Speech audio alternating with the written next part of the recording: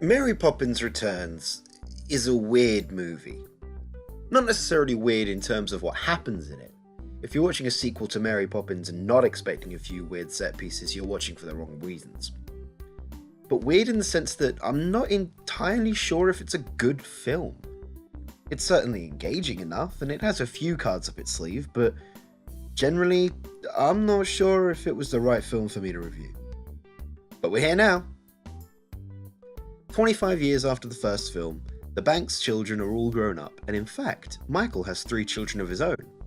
However, with Michael's wife passing away and a loan repayment looming, the family must find proof that the bank's own shares in the bank, lest they get their house repossessed and end up homeless. As she is wont to do, Mary Poppins appears as all seems bleak, and with the help of a lamplight, who is an apprentice to Bert from the first film, tries to help save the banks from eviction.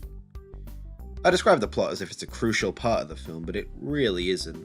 It's hollow and paper thin with basically no tangible stakes. The film is incredibly toothless, with no substance from the underwhelming one-dimensional caricatures forced to try and give compelling performances without any tangible stakes. It's hard to get invested in the family issues because the film doesn't seem interested in it itself. It's a bridging narrative and nothing more. What the film is interested in, however, is extravagant musical numbers and tickling your nostalgic glands until they burst. Let's talk about the characters of Mary and Jack, as these are the important characters in the film. They're phenomenal. Emily Blunt brings a level of genuine mischievousness to the character and creates a hugely compelling presence on screen while remaining true to the original depiction of Mary Poppins. This was my first exposure to Lin-Manuel Miranda, as I have a rule not to listen to musical soundtracks before seeing it performed if I can help it. But he does a great job. He's likeable, charming, and he's clearly very talented, just not as much as Blunt. These two single-handedly save this film and make it even remotely worth watching. Unfortunately, everything else surrounding these characters is lukewarm at best. Some of the set designs are interesting, but I feel more so as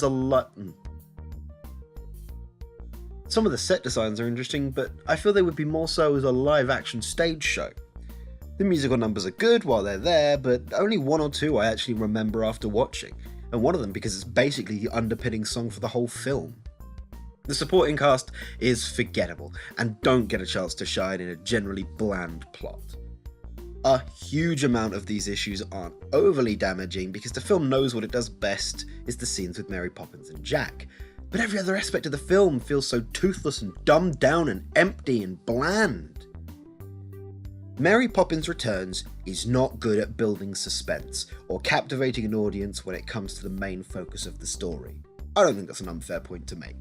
Colin Firth is an empty suit pretending to be a villainous presence, and there's no investment whatsoever because all the characters are wet flannels, for lack of a better term. Complete drips, every one of them.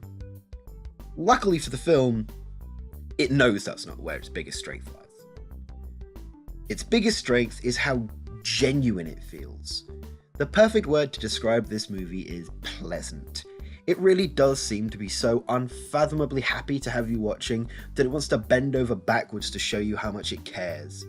There are a couple of cameos which show some genuine appreciation for the source material, and the film feels like a labour of love. While it's hard to believe this film was made 100% because everyone wanted to tell the story and the potential for big bucks didn't cross their minds, it definitely makes itself feel as if that's the case. I've been trying to think of a good analogy for the film, and the best one I could come up with is this. Mary Poppins Returns is a what's-it. Enjoyable because of how cheesy it is, but insubstantial and easily forgettable once it's gone. There, I hope that adequately informs your decision as to whether or not this film is worth your time. While you're watching it, it feels better than it actually is, so I'm going to give the film 2 stars, but with the asterisk that it feels more like a 2.5 or a 3 while it's happening. Thank you very much for watching. If you would like to see the written version of this review, please click the link in the description, and feel free to throw a little bit of money my way if you like what I'm doing here and want to see me do more. Thank you very much to the person who left a $2 tip last week for my Spider-Verse review. Very much appreciated. Thank you. Until next time, I will catch you later. Bye-bye.